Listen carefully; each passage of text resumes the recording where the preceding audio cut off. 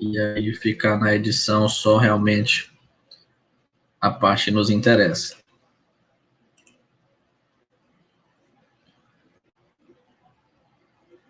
Olá, olá, meus alunos, minhas alunas, todo mundo bem? Preparados e animados para mais uma aula de legislação municipal?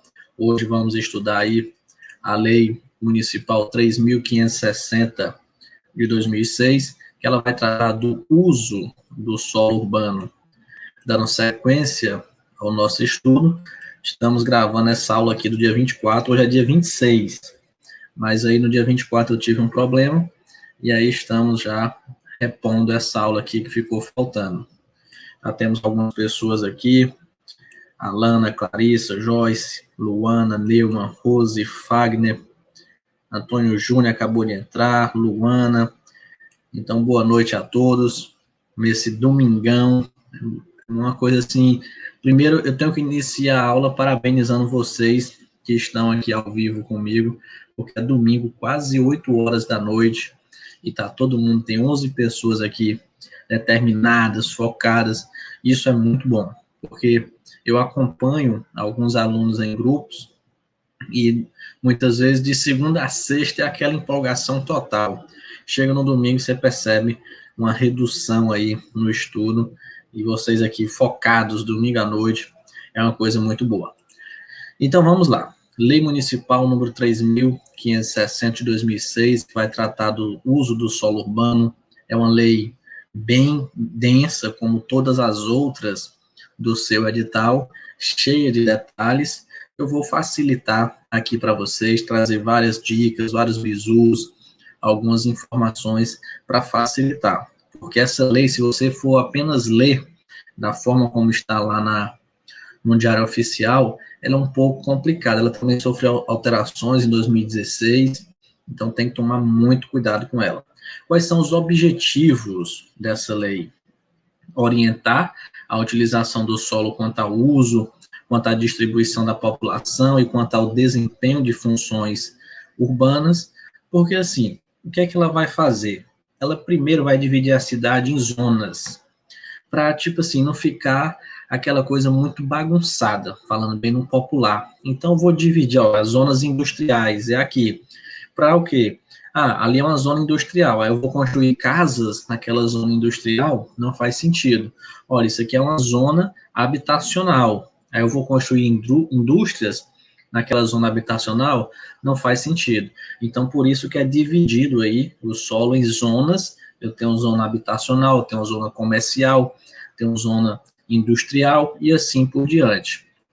Também tem como objetivo promover uma estruturação urbana visando melhorar a distribuição e a articulação dos polos de dinamização e preservar os elementos naturais da paisagem urbana e os sítios de valor histórico e cultural.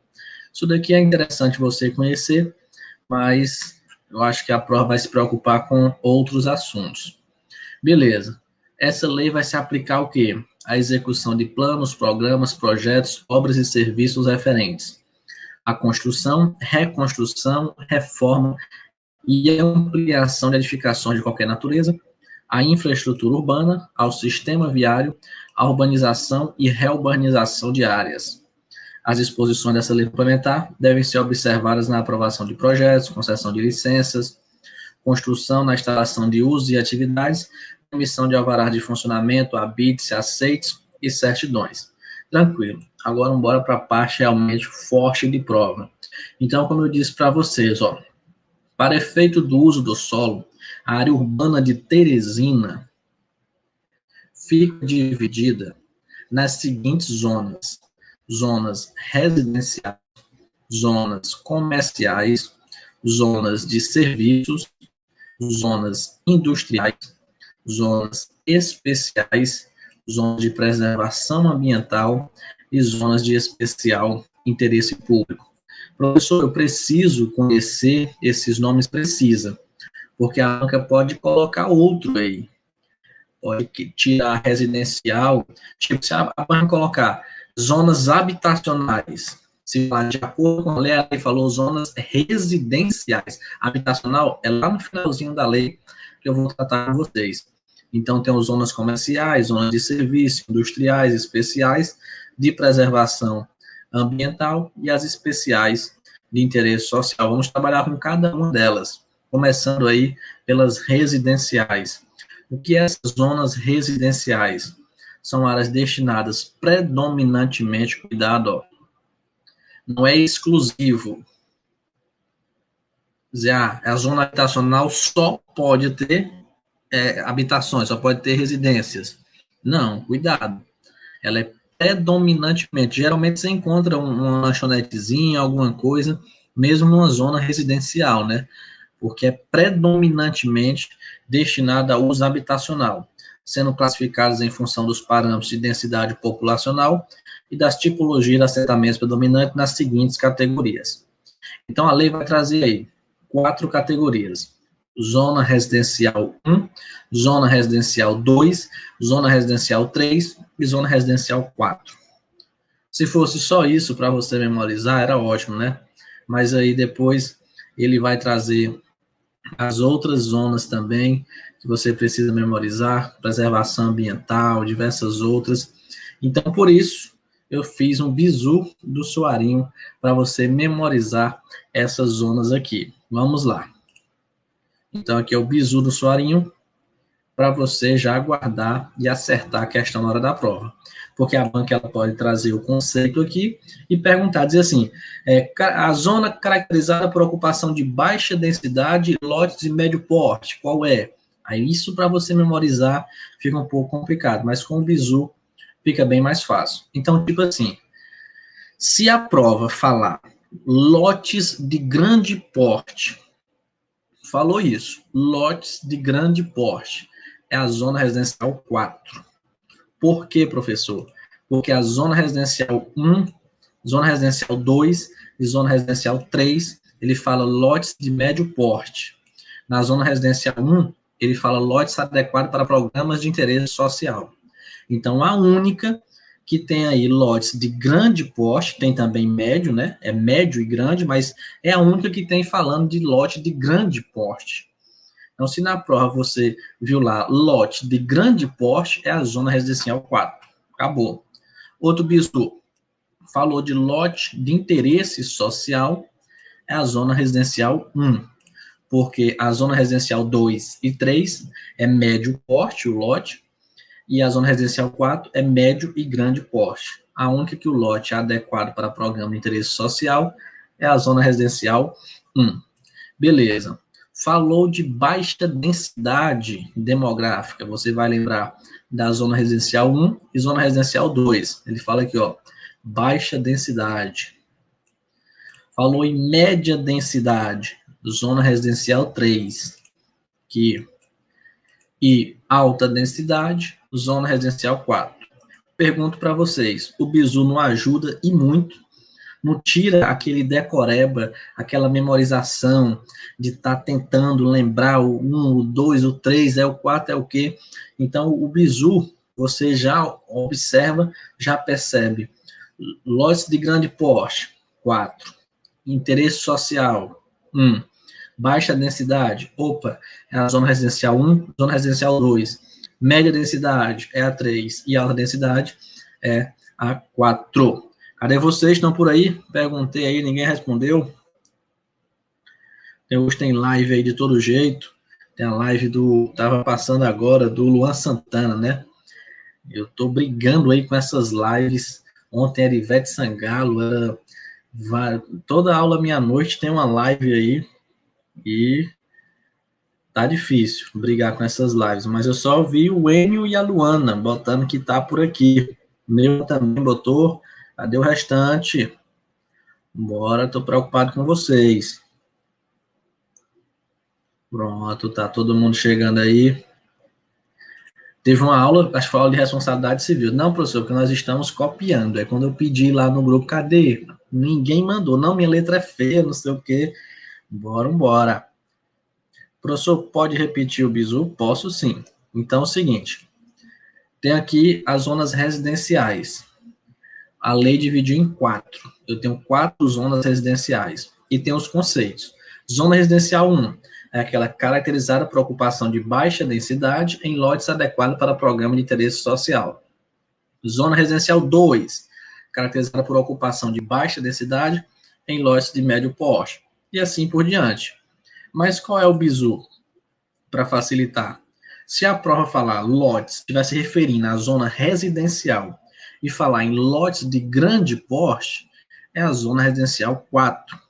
Se ela falar lotes de interesse social, é a zona residencial 1.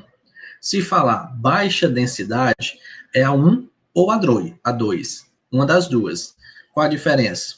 Porque a 1 é baixa densidade e lotes adequados para interesse social.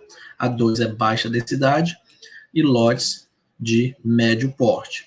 Se falar média densidade, é a 3, e alta densidade é a zona residencial 4. Então, esse é o bizu para você acertar a questão na hora da prova. Beleza, agora vamos para as zonas comerciais. Quais são essas zonas comerciais? São áreas onde se concentram atividades urbanas diversificadas, notadamente a de comércio e serviço, sendo classificada em funções dos parâmetros de tipologia e densidade nas seguintes categorias. Aqui já começa a ficar mais difícil. Já temos 6 zonas de comércio e eu tenho que conhecer todas elas. A zona comercial 1, ZC1, diz o quê? Centro de média densidade, caracterizado pelas atividades de comércio e serviço, correspondente à área mais antiga da cidade. Zona de comércio 2, ZC2, caracterizada por centros de atividade de comércio e serviço de média densidade. 3, caracterizada por área situada ao longo de eixos de atividade plenas de comércio, e aí ele vai, ZC4, ZC5, ZC6. Tem bizu, professor? Lógico que tem, bizu no suarinho. Se a prova falar média densidade, estiver se referindo, cuidado aqui, ó. Não, aqui, quando ele falou média densidade, é para a zona residencial. O enunciado da questão vai deixar isso bem claro. Então, quando ele estiver perguntando sobre zona residencial, o bizu é esse. Se a prova perguntou zona comercial, aí o bizu já é esse. Então, na hora da prova, falou zona comercial de média densidade. Vai ser a 1, a 2 e a 4. Pronto. Ah, professor, mas ainda tem 3, né? Mas já reduziu a metade. E ainda tem um bizu melhor. A zona comercial 1 é a zona referente ao centro mais antigo da cidade. Olha o que ele fala aí, ó. Corresponde à área mais antiga da cidade. Então, opa, média densidade é a 1, a 2 ou a 4. Já fico nessas 3. A 1 é a área mais antiga da cidade. A 2, caracterizada por centros de atividade de comércio e serviço e média densidade. A 4, caracterizada por centros de média densidade para o uso de comércio e serviços diversificados, uso misto ou habitacional. Então, você já percebe uma certa diferença entre a 2 e a 4. A 4, ele diz, por centros de atividade de comércio e serviço. A 2, aliás. A 4, ele diz, comércio e serviços diversificados, uso misto ou habitacional. Beleza. A prova falou assim, ao longo dos eixos, é a 3 e a 6. Então, falou, ao longo dos eixos, é a 3 e a 6. Vamos observar aqui, ó. Zona comercial 3, caracterizada por áreas situadas ao longo de eixos de atividades plenas de comércio e serviço. A 6, caracterizada por áreas situadas ao longo de eixos de comércio e serviço diversificados e uso misto ou habitacional de densidade variável, conforme prescrições das zonas vizinhas. E para finalizar, se ele falar zona de alta densidade, é a zona comercial 5. Zona comercial 5, caracterizada por centros de alta densidade para o uso de comércio e serviços diversificados, uso misto ou habitacional. Então, é o que eu venho falando para vocês. Aqui, nós já tinha 4. Aqui tinha mais 10 para memorizar. Se você faz essa leitura lá na lei, ela pode confundir. Você lê e mistura, são 6 zonas só comerciais que você tem que aprender. Então, o bizu aqui é muito forte, porque você já direciona. Então, tipo, falou de zona comercial de média densidade, eu tenho 3. A1, A2 e A4. Lembrar que A1 é a área mais antiga da cidade. É outro bizu forte. Ao longo dos eixos, A3 e A6. Olha aí, olha como isso é importante. Eu botei aqui a mão, ficou azul quando eu boto a mão aqui, ó. Aqui assim, olha, meu Deus do céu. Então, é o seguinte, olha como isso aqui é importante. Vai que tá lá na prova dizendo o seguinte, tem lá enunciado, aí ele falou, ao longo dos eixos. Aí no item 1 tem a zona comercial, no item A1, no B tem a 2, no C tem a 3, no D tem a 4 e no item E tem a 5. Olha aí, olha como é fácil. Então ele falou, chegou lá, falando de zona comercial, e falou que é aquela caracterizada por áreas situadas ao longo de eixos de atividades plenas. Você já sabe, cadê aqui? Pronto. É a 3 e a 6. No gabarito só tem 3, só tem a C. Você marca e pronto, você ganha uma questão, ó, molinho, molinho, molinho. O bizu aqui, passei horas e horas para analisar isso daqui. Tem um bizu também da estrutura viária, também, das zonas, coletor, estrutural, enfim. Então, já ajuda muito na hora da prova, porque você pode matar uma questão de forma bem rápida, enquanto seu concorrente, ele vai estar pensando, ele vai estar imaginando como é que ele vai fazer isso daí, e pode confundir. Então, com esses dois aqui, você já resolve muitas questões de prova aí, beleza? Um toque importante aí, lá no finalzinho da lei que ele vai trazer, no artigo 23 e no artigo 25. As atividades econômicas podem se instalar na primeira quadra ou lotes imediatamente lindeiros aos eixos comerciais definidos como Zona Comercial 3 e Zona Comercial 6. Então, as atividades econômicas se instalam onde? Na primeira quadra ou lotes imediatamente lindeiros aos eixos. Olha como ele fala aqui, aos eixos. Por que ele fala aos eixos? Porque a zona comercial 3 e 6, ela se dá ao longo dos eixos, na 3 e 6. Artigo 25. É permitido o uso habitacional na zona comercial 3, desde que os acessos não estejam voltados para o eixo comercial. Então, eu posso ter, de forma excepcional, desde que os acessos não estejam voltados para o eixo comercial, o uso habitacional na zona comercial 3. Beleza? A banca pode chegar e trocar, botar a zona comercial 2, 4, 5 e assim por diante. Outro tópico importante aí, no artigo 27, vai dizer o seguinte, nas zonas comerciais 1, zona comercial 1 é o quê? Qual a característica dela? Que você tem que lembrar, bote aqui no bate-papo. Bote aí o que é? Exatamente, Neuma. Zona comercial 1 é a área mais antiga da cidade. E a zona comercial 4. O que essas duas zonas têm em comum? A zona comercial 1 e a zona comercial 4? Qual é a característica que elas têm em comum? Bora, não vale voltar o material, não. Tem que botar na cabeça. O que é? Exatamente, Enio. São zonas de média densidade juntamente com a zona comercial 2. Então, nas zonas comerciais 1 e zona comercial 4, são permitidos estabelecimentos atacadistas referentes ao comércio de relógios e joias e de artigos de ótica, artigos de armarinho, artigos para fabricação de sorvetes e artigo para fabricação de bijuterias.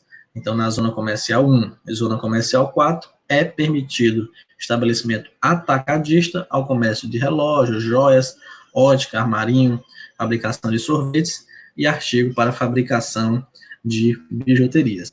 Eles tentam fazer aqui com essa divisão do solo urbano algo que fique assim, em resumo, que fique bonito.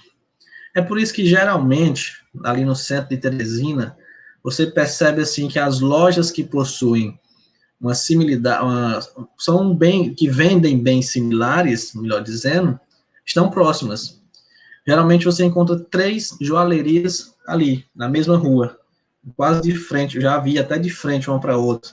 Tem ruas no centro que você visualiza isso. Aí depois você já visualiza um comércio de cosmético, já tem um na esquina, já tem outro em outra esquina, e assim por diante. Eu já trabalhei no IBGE, e uma vez eu fui fazer um treinamento no IBGE de Teresina, e ele fica ali próximo ao Barroso do centro, próximo a onde fica a parada de ônibus final, se não me engano. Esqueci o nome da praça lá. Mas já observei isso daí quando eu estava lá, os comércios bem próximos assim. Então, beleza. Vamos agora para as zonas de serviços. A ZS1, só trouxe ela é filha única. São áreas onde se concentram atividades de serviço e comércio atacadista relacionadas à necessidade de tráfego pesado. Zonas industriais. São áreas destinadas especialmente à localização de atividades industriais, sendo classificadas em função do tipo de indústria nas seguintes categorias. Aqui eu tenho mais. A zona de serviço, ela é sozinha. ZS1, que é aquela que tem atividade de serviço e comércio atacadista relacionada à necessidade de tráfego pesado. Já a industrial, que eu vou ter a industrial 1, aqui, que é o quê? Caracterizada por áreas de concentração de atividades industriais de baixo ou médio nível de desconforto ambiental, e a zona industrial 2, que é caracterizada por áreas de concentração de atividades de baixo, médio ou alto nível de desconforto ambiental. Então aqui é bem simples, essa daqui não tem dificuldade, aqui é tranquilo.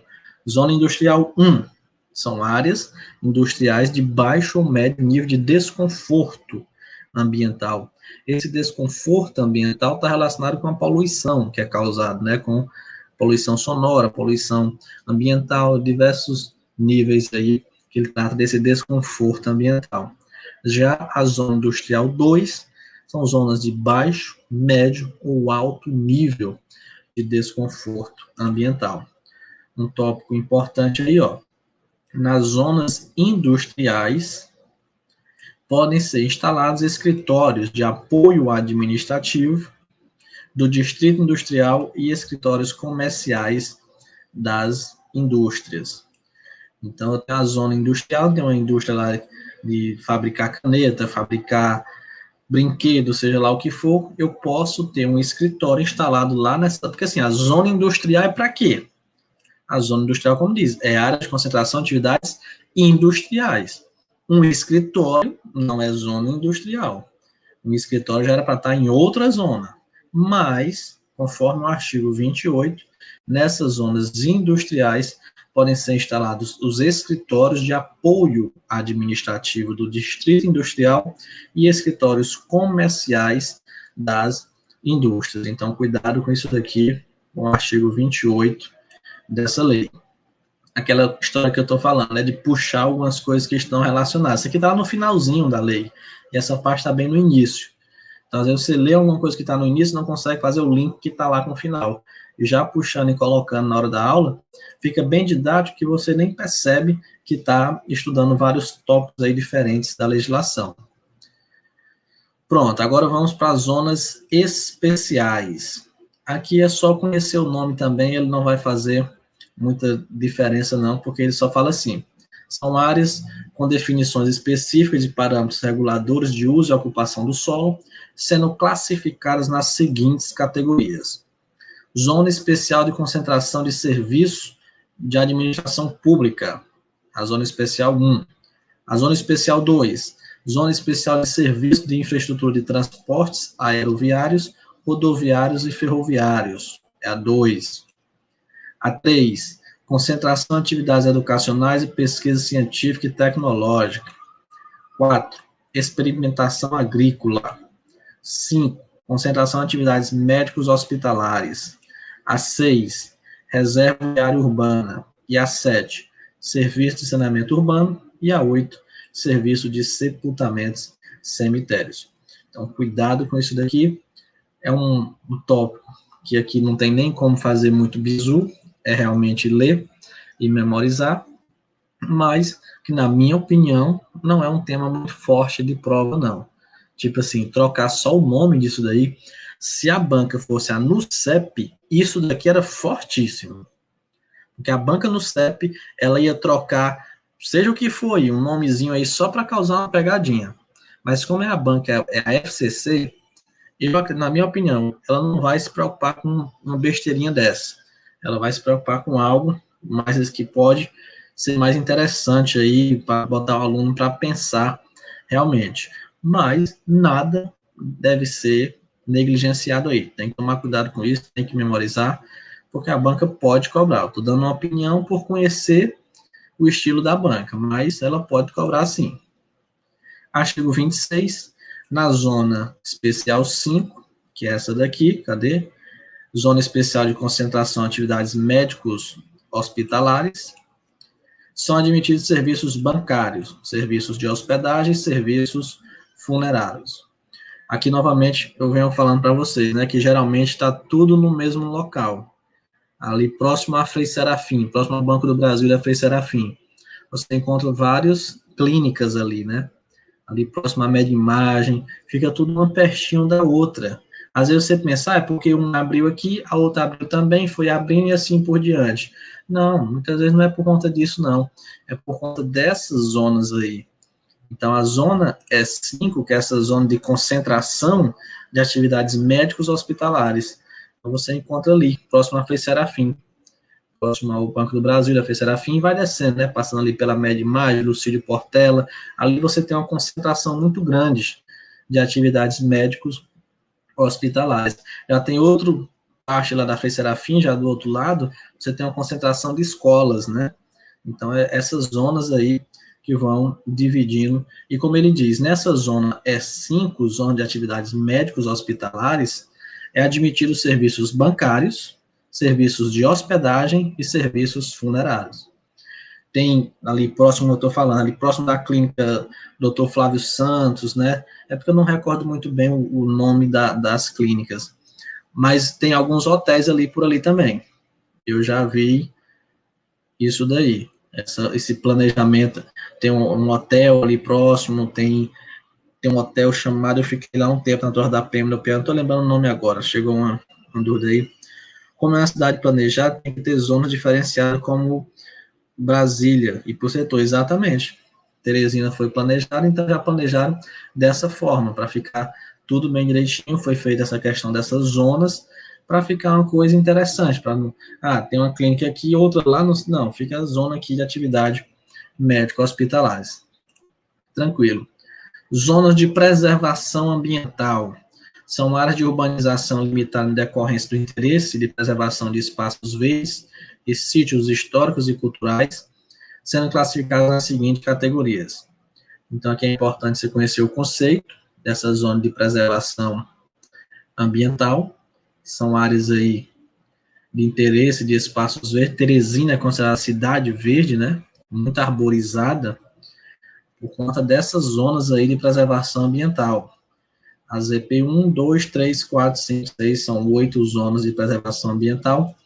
Nesse artigo, a lei não trouxe nenhuma diferenciação quanto a qual a característica da zona 1, da zona 2, como ela fez com a zona residencial e comercial. Não fez, ela simplesmente trouxe aí as 8 zonas de preservação ambiental. Tranquilo? E as zonas de especial interesse social, o que ele vai falar? Compreende os terrenos não utilizados, subutilizados e não edificados, considerados necessários à implantação de programas habitacionais para a população de baixa renda, ou ainda regiões de ocupação e loteamentos irregulares de baixa renda que devem ser objeto de programas específicos de urbanização, regularização fundiária, recuperação ambiental e reflorestamento com espécies nativas. No parágrafo 1 que ele vai dizer, áreas cuja ocupação não seja recomendável não podem ser consideradas como áreas de especial interesse social. Isso aqui é bem simples, esse parágrafo 1 que ele é interessante, mas vamos conhecer primeiro o que é essa zona de interesse social. Como ele falou, terrenos não utilizados, subutilizados e não edificados. Então tem um terreno lá que não está sendo utilizado. E aí eu posso considerar aquilo ali como zona de interesse social. Por quê? Vou utilizar para quê? programas habitacionais da população de baixa renda, programas de urbanização, regularização fundiária, recuperação ambiental, reflorestamento. Aí ele vai dizer, áreas cuja ocupação não seja recomendável, então eu tenho uma área ali, eu tenho um terreno não utilizado. Terreno aqui não edificado. Só que nesse terreno aqui, a ocupação não é recomendada. Existe uma recomendação dizendo, ó, não fique aqui. Essa área aqui não é recomendada para ocupação. Eu não posso considerar essa área aqui como área de especial interesse social. Fica uma coisa lógica. Se interesse social eu vou utilizar para o principal programa habitacional de baixa renda, se aquela área a ocupação não é recomendada, não tem como eu considerar como zona de especial interesse social. Beleza? Dando continuidade, aqui eu já falei, né? Foi o que está aqui no parágrafo único. Coloquei aqui só para destacar, porque é um ponto interessante. Vamos agora para a estrutura viária urbana, que também tem que ter muita atenção, senão você confunde aí na hora da prova. Tem um bizu aqui também fortíssimo, e eu trouxe os desenhos aí de cada vias dessa daqui.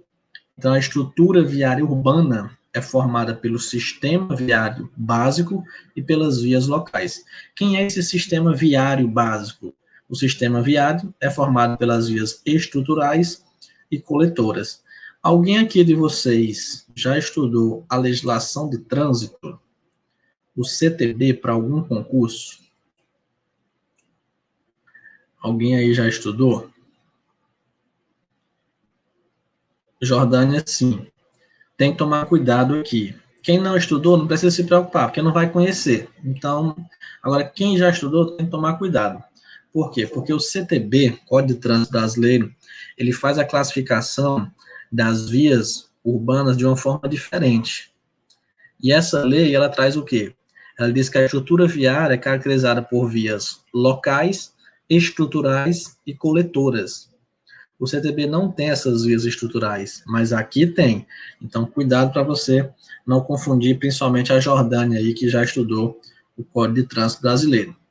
Então, e outra coisa que você não pode confundir aqui, é a estrutura viária urbana e o sistema viário urbano. Porque eu tenho a estrutura viária urbana. Essa estrutura viária, ela é caracterizada por quê? Pelo sistema viário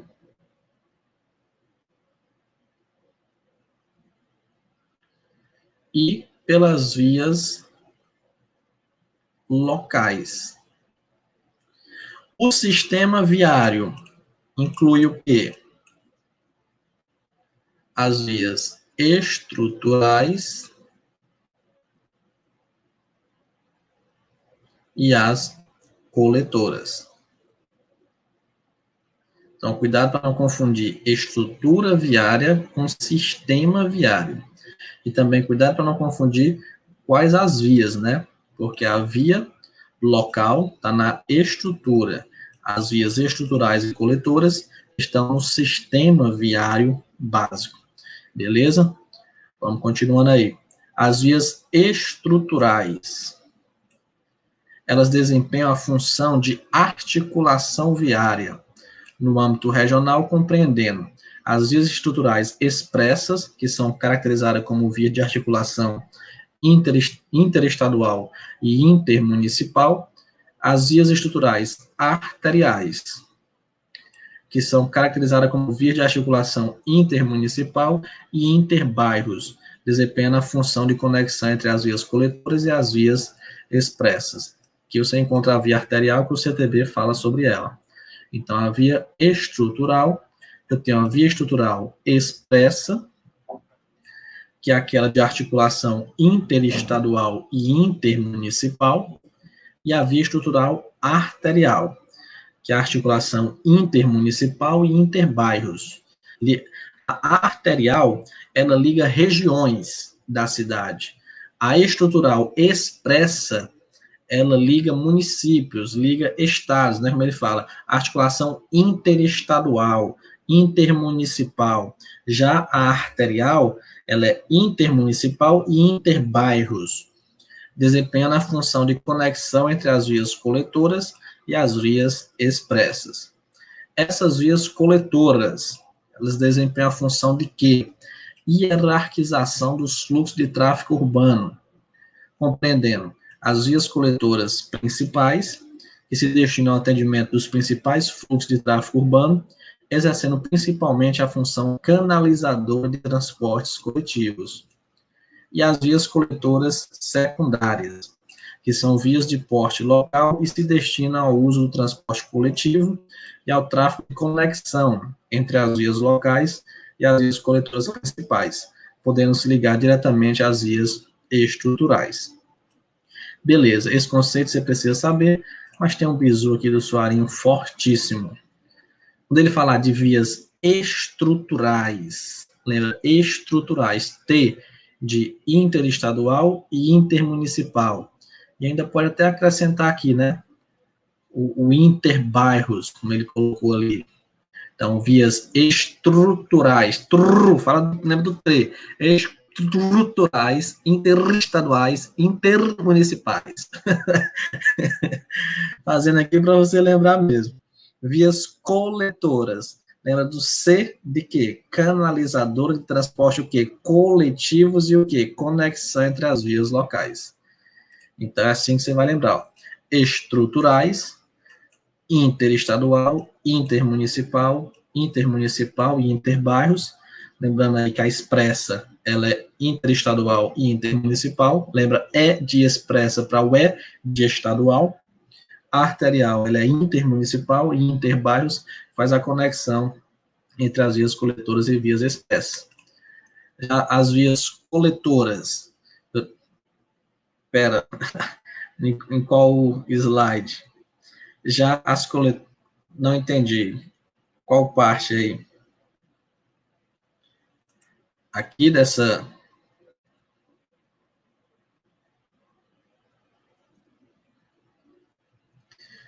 dos bizu, pronto, é o seguinte, porque como é que vai ser cobrado na sua prova? Ele vai cobrar o conceito, ele vai perguntar as vias estruturais expressas, aí ele vai misturar esses conceitos.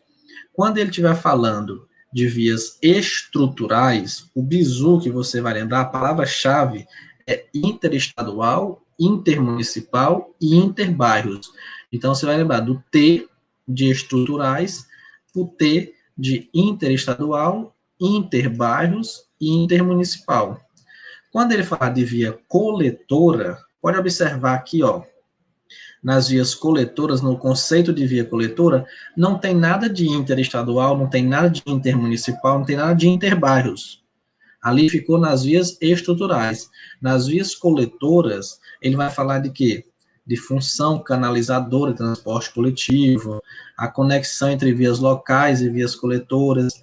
Então, você vai lembrar do C de coletora para canalizadora, transporte coletivo, conexão entre as vias locais. Beleza? Entendido? Porque aí você consegue diferenciar as duas, o conceito das duas vias aí. Nada, alguma dúvida, pode falar aí. As vias locais, essa não tem muita dificuldade. Atende a deslocamentos viários de âmbito restrito, servindo essencialmente ao tráfego de automóveis. Beleza? Tudo ok? Vocês estão entendendo mesmo aí? Se não entendeu, pode perguntar. Pronto, tranquilo. Agora eu vou para uma parte também que requer muita atenção. Então, vamos devagarzinho, vamos com calma, que dá certo. Que é essa parte aqui. Quem já fez a leitura aí vai confirmar que é um pouco pesadinho essa parte aqui. Então, tem que tomar cuidado. Essa norma é mais difícil que a anterior. Sim, é mais difícil. E por incrível que pareça, é menor. A outra tem 200 e tantos artigos, essa aqui tem 20 e poucos artigos. Mas ela é cheia de detalhes, mais do que o código de posturas. Então, ele vai trazer o seguinte: as vias estruturais apresentam as seguintes composições e padrões de caixa. Bora lá. Como é que eu vou diferenciar a via estrutural expressa da via estrutural arterial. Bora. Prova de fogo.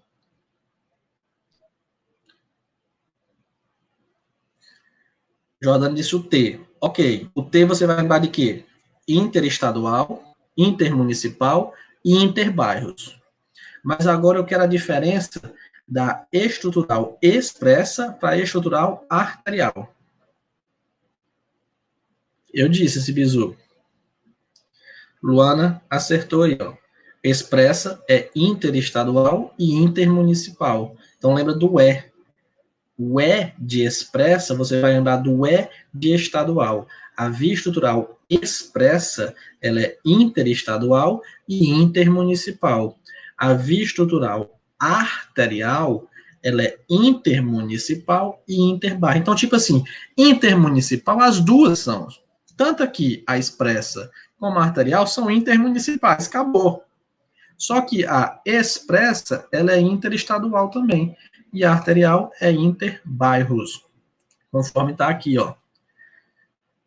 Expressa interestadual, intermunicipal, arterial, intermunicipal e interbairro. Eu tinha declarado assim, arterial tem bairro. Pode ser também, toda forma de aprender, ela é interessante. Só que agora, essa lei, ela vai trazer o quê? Ela vai trazer a largura, como é que funciona, como é as faixas dessas vias. Então, ele vai falar o seguinte: via estrutural expressa tem uma largura mínima de 50 metros, duas pistas centrais de 3 faixas de tráfego, duas pistas marginais de 2 faixas de tráfego, ciclovias em ambos os sentidos e passeios para o pedestre com largura mínima de 4 metros. Aqui, se não for no desenho, você não aprende de jeito nenhum. Vou tentar memorizar isso daí sem o desenho é difícil demais. E eu tive um trabalhinho, mas eu fiz aqui o desenho, peguei alguns da internet, fui copiando, colando, até conseguir fazer, porque tem alguns locais aí que não funcionam da mesma forma que Teresina, mas deu certo. Então aqui é a estrutural expressa. Qual é a largura? Que ele fala o quê? Mínimo máxima? Mínima. Largura mínima de 50 metros. Então, largura mínima, 50 metros. Ele diz, tem duas pistas, né? Vamos olhando aqui, duas pistas centrais. Tem aqui, pista 1, pista 2, pista 2. Com 3 faixas de tráfego. Então, a pista 1 aqui tem 3 faixas. A faixa 1, a faixa 2 e a faixa 3. A pista 2 aqui tem 3 faixas também. A faixa 1, a faixa 2 e a faixa 3. As 3 faixas estão no mesmo sentido. Pode observar que aqui o carro está com a traseira para lá. E aqui eles estão com a frente para cá. Então, é 3 faixas indo, 3 faixas voltando. Beleza. O que mais que ele diz? Duas pistas centrais de 3 faixas de tráfego, 2 pistas marginais de 2 faixas de tráfego. Então, eu tenho aqui a marginal, essa aqui é a pista central, aqui a pista marginal, com 2 faixas de tráfego. Da mesma forma aqui, 2 faixas de tráfego. Sabe onde é que você encontra bem parecido? Eu não sei, eu acho que lá tem até mais do que 3 faixas, não sei se é só 3. Quem está chegando aí do sul do estado do Piauí, quem vem de Lobão, quem vem de Floriano, Picos, Água Branca, Amarante, quem está chegando do sul do estado do Piauí, você visualiza bem parecido essa via estrutural expressa aqui. Tem lá em cima, né, as 2 pistas centrais, tem as 2 marginais. Eu não me engano, não sei bem se lá tem ciclovia, por isso que eu disse que é bem parecida. Não tenho bem certeza se lá tem ciclovia, porque para ser estrutural expressa tem que ter a ciclovia aí. Mas aqui vai para o Parque Piauí, eu não sei bem, eu não sou de Teresina, não moro, não, mas falaram que sim. Então, pronto. Eu sei, porque assim, eu sei que eu já morei em Picos, é quem está chegando do Pico, chegando do Demer Lobão ali, fica bem na entrada da cidade. Tem, se eu não me engano, a penitenciária, fica do lado direito, para quem está chegando, aí tem um balão assim, aí você pega, exato, casa de custódia, pronto, exatamente. Beleza. Então é o seguinte, vamos voltar aqui. 2 pistas centrais de 3 faixas de tráfego, já expliquei, 2 pistas centrais de 3 faixas de tráfego, 2 pistas marginais de 2 faixas de tráfego, ciclovias em ambos os sentidos, então eu tenho uma ciclovia aqui, nesse sentido, eu tenho uma ciclovia aqui, nesse sentido. E passeio para os pedestres com largura mínima de 4 metros. Aqui é a largura mínima do passeio para o pedestre. 4 metros. Então agora ficou mais fácil de você visualizar do que simplesmente você ler, visto traz pressa, aí largura mínima, 2 pistas, 3 faixas, não sei o que. Muitas vezes você podia confundir pista com faixa, uma pista central, uma pista marginal, fica assim uma mistura muito grande. Depois que vai para o desenho, fica mais fácil você compreender. Então esse material vocês têm, risca também no material aí para ficar mais fácil compreender. Estrutural arterial, o que ele vai dizer? Largura mínima de 36 metros, já diminuiu um pouco, que a largura mínima é 50. 2 pistas de 3 faixas de tráfego, canteiro central com largura mínima de 4 metros, ciclovias ou ciclofaixas, olha aqui, já tem uma diferença. Professor, não sei o que é ciclovia, não sei o que é ciclofaixa. Ciclovia é quando tem um elemento físico separador, quando está separado do local dos veículos. Isso é ciclovia. Eu tenho um elemento físico ali separando. A ciclofaixa é quando existe apenas a pintura em vermelho. Então, a bicicleta está aqui, no localzinho dela, na ciclofaixa de vermelho, e eu tenho os veículos aqui. Não tem um elemento físico separando. Meu fio pode ser o meu fio. Eu falei elemento físico porque tem vários outros. Pode ser uma paredezinha, meia parede, né? Pode utilizar várias formas. O meio fio pode ser uma delas também para utilizar. Beleza. Em ambos os sentidos, e passeio para os pedestres com largura mínima de 3 metros. Então, a estrutural arterial, ela é dessa forma. Vamos lá de novo, ó. Largura mínima, 36 metros. Largura mínima de 36 metros. O que mais que ele diz? 2 pistas de 3 faixas de tráfego. Então, tem 2 pistas, aqui a pista 1, aqui a pista 2, aqui não tem marginal, e 3 faixas de tráfego. Beleza. Canteiro central de largura mínima de 4 metros. Eu tenho que ter um canteiro central aqui. Largura mínima é 4 metros. Ciclovias ou ciclofaixas. Cuidado que aqui na estrutural expressa é ciclovias só. Na arterial pode ser ciclovia ou ciclofaixas. Então, eu até coloquei aqui, ó, ciclovia ou ciclofaixa. E o passeio para o pedestre com largura mínima de 3 metros. Aqui o passeio para o pedestre com largura mínima para 3 metros. A Rose perguntou, João 23 se encaixa um pouco com a João 23. Não 100%. Eu procurei na minha cabeça alguma faixa assim, Teresina, que fosse 100% aqui, eu não encontrei, porque algumas, elas têm uma diferençazinha, mas parece um pouco com a João 23. Não, como eu disse, não 100%. Tem algumas diferenças aí. Beleza? Então, cuidado com isso daí. Entre o balão do São Cristóvão e a ladeira do Uruguai, sim. Balão do São Cristóvão, sim. Mas lá eu não me lembro se lá tem ciclovia ou ciclofaixa. Só se colocar agora. Na época que eu lembro, não tinha, não. Porque o balão tem ciclofaixa, né? Agora, então pronto. Então, se tem ciclofaixa, se enquadra aqui bem direitinho. Beleza, então, é outro exemplo aí para vocês ficarem na cabeça. É bom tá analisando isso daí, tá passando pela cidade e tá lembrando. Por quê? Por que eu tô parando?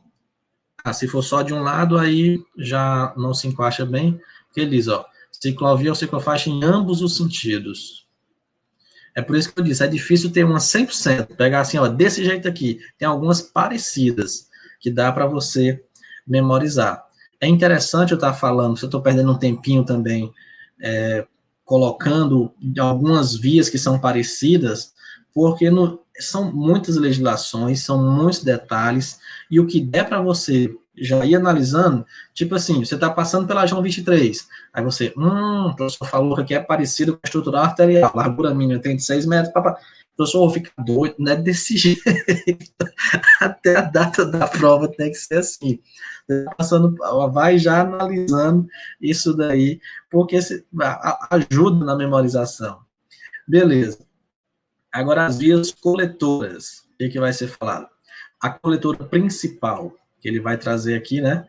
A coletora principal é aquela que atendimento do tráfego, fluxo de tráfego urbano, exercendo principalmente a função canalizadora de transportes coletivos, as secundárias, vias de porte local e destina ao uso do transporte coletivo também, e a conexão entre vias locais e coletoras principais, podendo ligar diretamente às vias estruturais. Então, essa é a diferença da via coletora principal para a via coletora secundária. Mas agora vamos conhecer essa questão do comprimento, da largura delas aí. A via coletora principal, largura mínima de 28 metros, duas pistas de duas faixas de tráfego, canteiro central com largura mínima de 4 metros, ciclovias ou ciclofaixas em ambos os sentidos e passeios para pedestres com largura mínima de 3 metros. Então, a coletora principal, ela é essa daqui. A largura mínima que ele fala aí, 28 metros, duas pistas, vou botar aqui, pista 1 e pista 2, com duas faixas, cada um, como ele fala aí, ó, duas pistas de duas faixas de tráfego, canteiro central de largura mínima de 4 metros, ciclovia ou ciclofaixas em ambos os sentidos e passeios para o pedestre com largura mínima de 3 metros. Aqui a largura mínima, 3 metros. Lembrando que aqui ciclovia, mas também pode ser uma ciclofaixa. Aqui também, da mesma forma. Ciclofaixa. Pode ser ciclovia ou ciclofaixa. Já a coletora secundária, largura mínima de 20 metros, duas pistas de duas faixas de tráfego e passeio para pedestres com 2 metros e 50 centímetros de largura mínima. Então, a coletora secundária, até o nome aqui ficou errado, aqui não é estrutural expressa, aqui é a coletora secundária,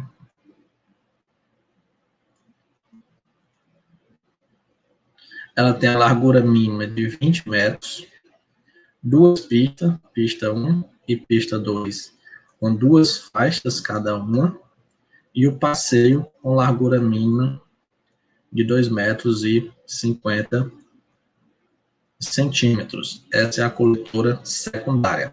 Não tem, é a única, né, das que foram estudadas aqui, que não tem ciclofaixa, nem ciclovia. Ela se estrutura dessa forma aqui. As principais ruas de Teresina são dessa forma aqui. São coletoras secundárias.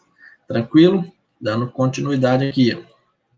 No artigo 19, ele vai dizer: obras de intervenção no sistema viário básico. O sistema viário básico é composto pelo quê? O que compõe o sistema viário básico?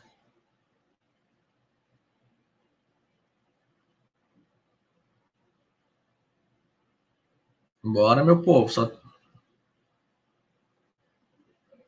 Vias coletoras e estruturais, muito bem. Diferente da estrutura viária, que compõe o sistema viário e as vias locais. Podem ser executadas com dimensões superiores àquelas prescritas no anexo 8, desde que facilitadoras do fluxo de tráfego. Então, o que ele está falando aqui, obras de intervenção aí do sistema viário, podem ser executadas com dimensões superiores àquela prescrita no anexo 8, desde que facilitadores do fluxo de tráfego. No parágrafo único ele vai dizer: igualmente, obras de intervenção no sistema viário básico podem ser executadas em desacordo com as dimensões e características prescritas para aquelas vias indicadas, sem alteração prescrita no referido anexo, desde que facilitadores do fluxo de tráfego. Então, é por isso que muitas vezes você não encontra a via da forma como está lá, porque ele diz, obras de intervenção no sistema viário podem ser executadas em desacordo com as dimensões, desde que facilitadoras do fluxo de tráfego. Beleza? Vamos agora ao artigo 20 dessa lei, que vai dizer o seguinte: os usos e as atividades urbanas para fim de aplicação dessa lei complementar estão divididos nos seguintes grupos. Aqui ele trouxe o habitacional, pronto. Só isso. O habitacional ele não tem nada mais. Mas é interessante falar sobre isso daqui, Nas edificações multifamiliares, que edificações multifamiliares? Moram várias famílias. Um edifício, um condomínio, assim por diante. De uso misto, residencial com outra atividade, é obrigatório uma área de lazer contínua, superior a 50% da área máxima de ocupação possível do terreno, localizada em qualquer pavimento da edificação. Então, muitas vezes, você pensa que é até uma bondade. Tipo assim, tem uma área de lazer aqui, olha como é bom, tem uma piscina, olha, tem aqui um campo de futebol, tem isso, tem aquilo outro. Você pensa que aquilo é feito para vender, para ficar bonito, para agradar, mas muitas vezes está na lei isso daí. Como está aqui, as edificações multifamiliares de uso misto, residencial com outra atividade, é obrigatória uma área de lazer contínua, superior a 50% da área máxima de ocupação possível do terreno, localizada em qualquer pavimento da edificação. Agora vem uma parte um pouco complicadinha. Artigo 20, continuando, ele vai trazer a questão da divisão dos grupos agora. O grupo de comércio de âmbito local C1. Aqui já é diferente, ele não está mais falando de zona, né? Como ele falou lá no início, zona comercial, zona residencial. Então, comércio C1, o que significa? É o grupo caracterizado por estabelecimentos de vendas direto ao consumidor de produtos relacionados ao uso residencial, com área construída máxima de 250 metros quadrados para cada lote padrão da zona ou área de funcionamento de 120 metros quadrados. Esse 250 metros quadrados e 120 metros quadrados, não se preocupe muito com ele, não. Sabe por quê? Porque, olha aqui, C1 vai falar 250 metros quadrados, 120. Na C2 também. Deixa eu pegar outros aqui. Aqui de novo, 250 metros quadrados, 120 metros de funcionamento. 250 metros, 120 metros quadrados. Então, ele vai sempre utilizar ele, 250 metros, 120 metros, 250, 120. Então, não se preocupe muito com ele aí, não. Muitas vezes você está, será que eu tenho que memorizar? Mas eu digo assim, não se preocupe se... Eu me perdi aqui no slide agora. Não, esse aqui, pronto. Não se preocupe muito com isso aí, não. Beleza? Só se preocupe assim, que ele pode botar, em vez de 250, 260. Eu digo assim, a C1 é 250, a C2 é o quê? 300? Não. A C1 é 250, a C2 é 250 também, do mesmo jeito. Beleza? Então, o comércio diversificado, C2, o que ele vai dizer? É o grupo caracterizado por estabelecimentos de venda de produtos não relacionados diretamente ao uso residencial. Esse é o diferencial. O comércio de âmbito local, C1, é produtos relacionados ao uso residencial. O C2 é produtos não relacionados diretamente ao uso residencial, além daqueles de âmbito local, com área construída superior a 250 metros para cada lote padrão da zona ou área de funcionamento de 120 metros quadrados. Professor, não estou conseguindo compreender, misturou zona, aqui eu estou sabendo o que você está pensando em casa. É o seguinte, a zona, eu tenho aqui Teresina. E eu vou dizer aqui, essa zona aqui é uma zona comercial, Essa zona aqui é uma zona residencial, essa zona aqui é uma zona industrial, e assim por diante. Aí aqui, dentro da zona comercial, eu tenho a C1, a C2, a C3. Não posso ter uma C1, assim, como regra aqui dentro, né? Então, eu vou ter essa divisão aí. Agora fica mais fácil, mais claro de você compreender. Beleza. Agora, o comércio atacadista, C3. Grupo caracterizado por estabelecimentos de comércio não varejista. Lógico, o varejo é aquele que vai vendendo para um cliente, vendendo para outro. O atacadista, a venda atacado, é aquela venda que é de uma empresa que compra, geralmente, né? Uma venda chamada a grosso, uma venda grande. Varejo é aquela que cada um vai comprando. Inclusive depósitos em geral e também aqueles constantes nas relações descritivas do comércio, de âmbito local C1, e do comércio diversificado C2, que apresentam características de comércio atacadista. Comércio de materiais de grande porte, C4, é grupo caracterizado por estabelecimentos de comércio de materiais de grande porte, demandando tráfego pesado. Beleza. Agora vai para os serviços. Serviços de âmbito local, S1. Grupo caracterizado por estabelecimento destinado à prestação de serviços diretos à população, adequado aos padrões de lote de uso habitacional. Cuidado com isso aqui, que é um ponto que vai fazer a diferença com o outro ali. Quanto às características de ocupação, acesso, tráfego, serviços urbanos e também compatíveis com o uso habitacional, quanto aos níveis de ruídos, vibrações e poluição ambiental, com área construída máxima de 150 metros quadrados para cada lote padrão da zona, ou área de funcionamento de 120 metros quadrados.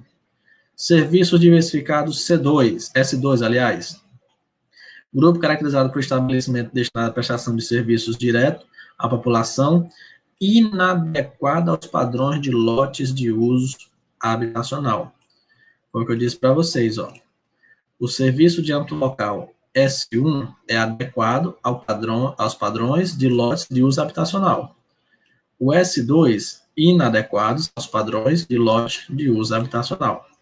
São esses tópicos que você tem que tomar cuidado.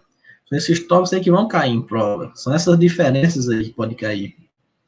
Aí ele vai dizer de novo. Restrições de conforto ambiental para a vizinhança, além daquele de âmbito local, com área construída superior a 250 metros quadrados para cada lote de 120 metros quadrados. O S3 é mais tranquilo, caracterizado por estabelecimentos destinados à prestação de serviços com padrões específicos de ocupação, devido à necessidade de melhores acessos de tráfego pesado. Indústrias não incômodas I1 é o grupo caracterizado por estabelecimentos adequados ao padrão de uso habitacional, quanto às características de ocupação de lote, acesso, tráfego, serviço urbano e também compatíveis com o uso habitacional, com nível de ruído, vibração e poluição ambiental. Já as indústrias com baixo nível de desconforto ambiental, I2, estabelecimento que precisam de padrões específicos das características de ocupação, lote, acesso, enfim.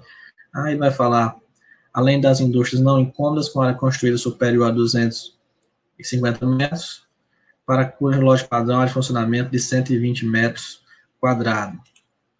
Indústrias com médio nível de desconforto ambiental, I3, estabelecimento que precisa de padrões específicos. Então, aqui eu estou só lendo, eu não gosto disso, né? Não tem muito o que explicar, procurei fazer um bizu aqui, mas é mais leitura. É uma lei chata, sim, eu tentei facilitar o que pôde. Indústrias especiais e 5, e pode perceber que geralmente ele está falando quase a mesma coisa aqui. Essa parte aqui de lote, acesso, tráfego, serviço, então a gente já escutou várias vezes isso daqui.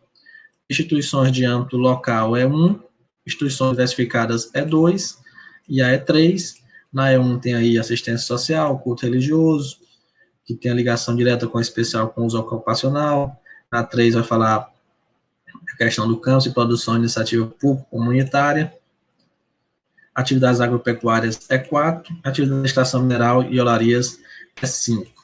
Agora vamos para a parte, tirar essa parte chatinha, para a parte de uso misto.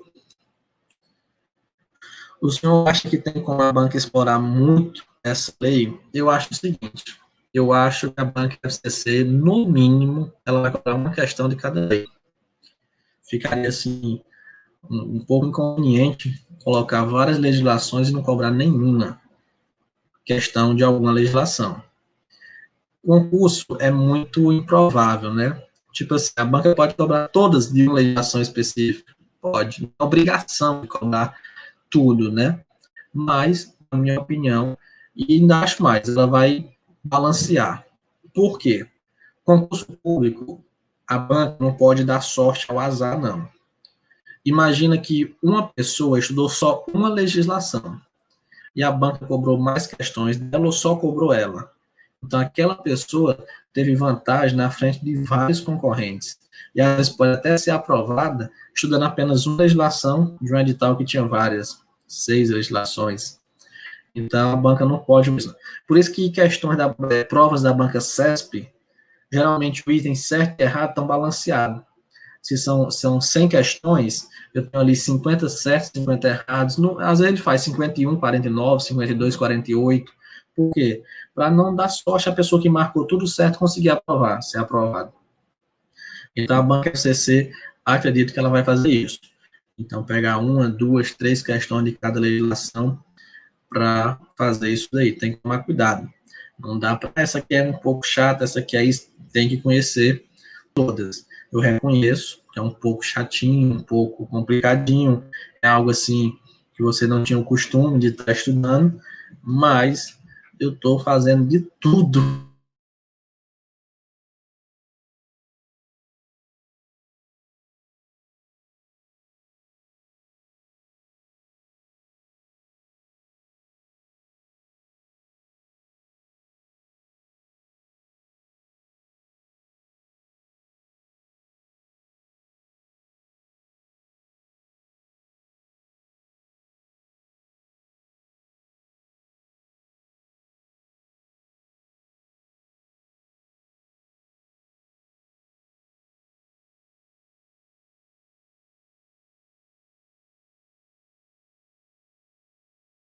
Acho que voltou agora, né?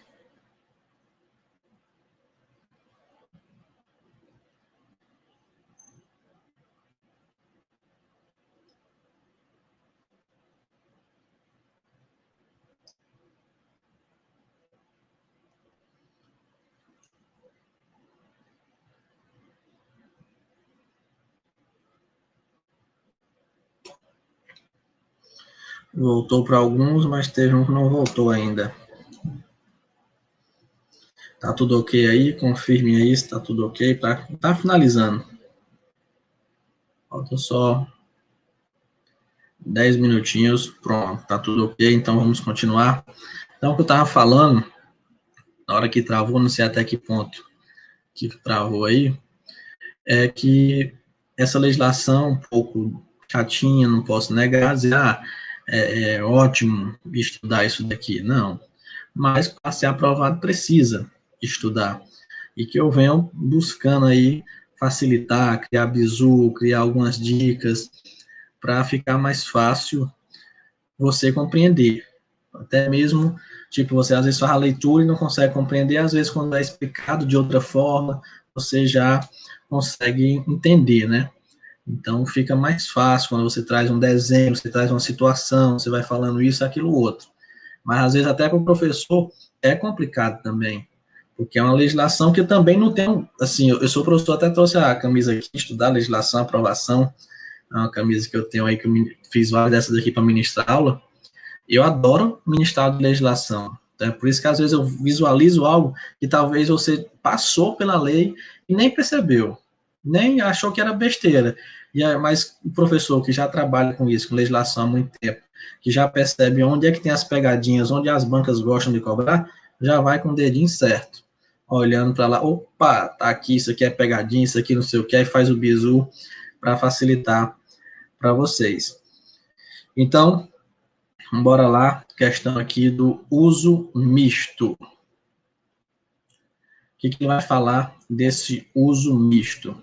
Uso misto de comércio e indústria. Porque, como eu disse para vocês, o comércio é uma coisa, indústria é outra. Então, não dá para misturar muito. Até eu falei, quando eu expliquei aqui, que na área industrial poderia ter um apoio administrativo, né, enfim.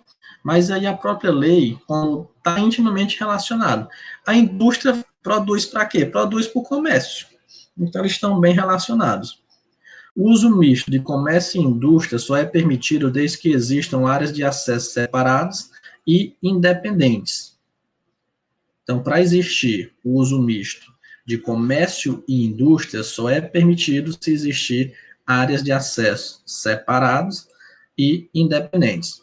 Será permitido, por exceção, um único acesso se as atividades desenvolvidas no local de uso misto forem de comércio e indústria classificados como C1 e I1, desde que observadas especificidades em relação ao acesso e à circulação de pessoas que cada atividade venha a ter em norma ou lei específica. Aqui é o seguinte, esse uso misto que ele diz, é no mesmo local. Eu tenho aqui a indústria e o comércio, ali próximo, agregado muitas vezes, né?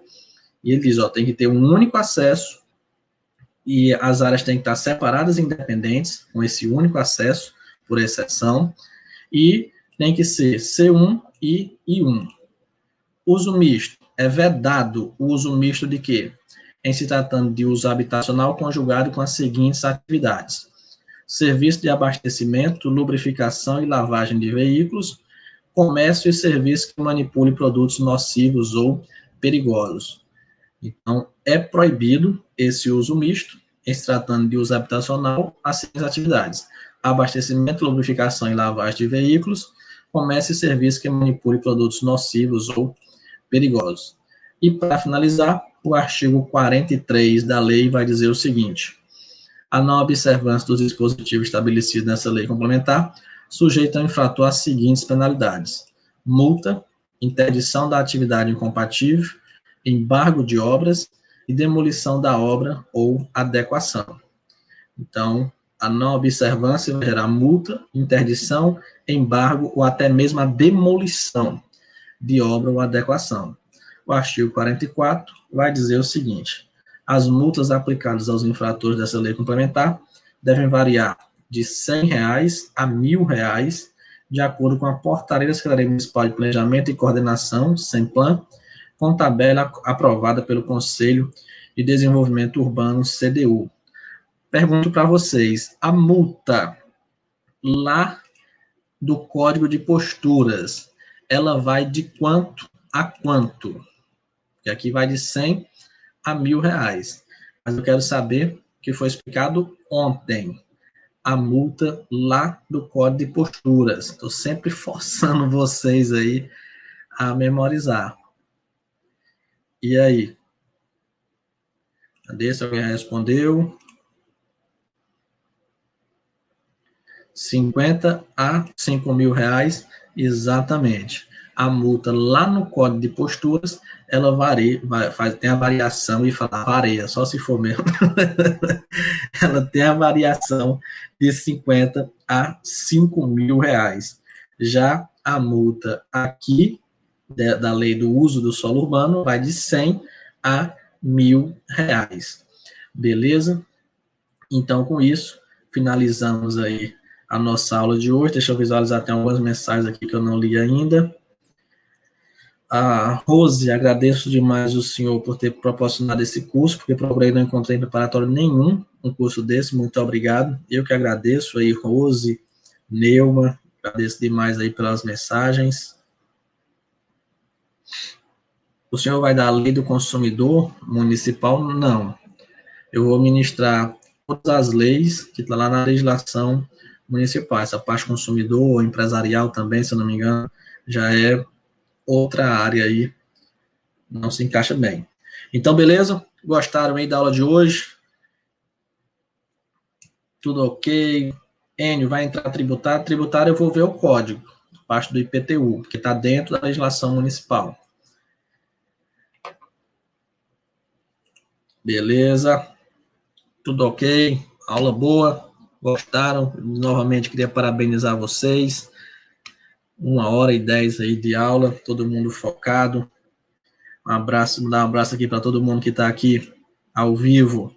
Alana, Antônio Júnior, Claudiane, Enio, Fagner, Jordânia, Joyce, Luana Moura, Lucas Belchior, Neuma e Rose Machado. Estão aí até o final.